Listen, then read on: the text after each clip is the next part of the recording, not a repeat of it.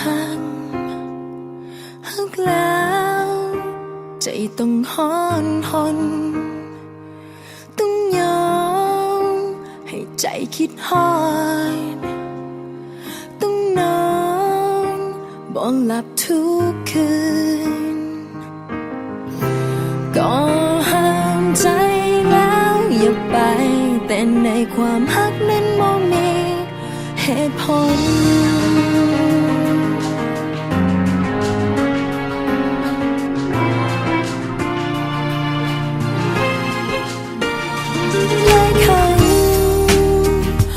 ลืมตาขึ้นมา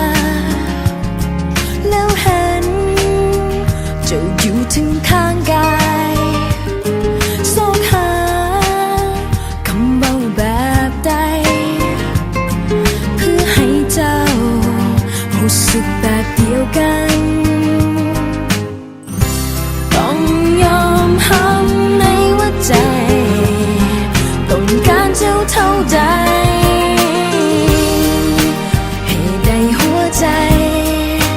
จึงต้องหาเจ้าคนหาคำตอบแต่บ่เจอเหตุใดให้เจ้าเข้ามาในหัวใจจนใจต้องอ่อนแอแบบนี้ถ้าหากใครเคยตกหลุมรักหูก็คงจะเข้าใจบอกได้บอกหาถ้ามีวิธีใดที่จะได้ใจเข้ามา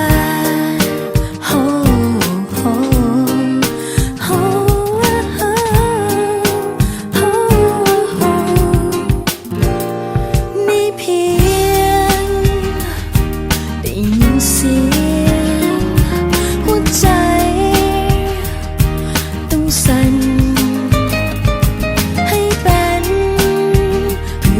เก่านั้น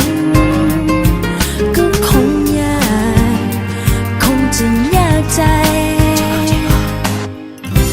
ต้องท้าไปเท่าใดกว่าเจ้าจะเข้าใจเหตุใดหัวใจจึงต้องหาเจ้าคนหาคำตอบแต่บ่เจอได้ให้เจ้าเข้ามาในหัวใจจนใจต้องอ่อนแอแบบนี้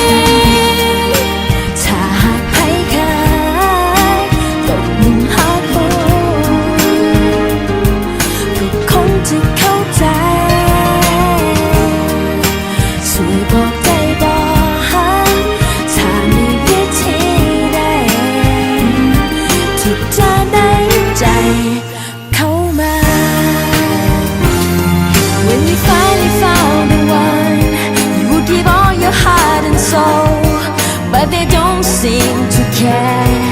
and you just can't let go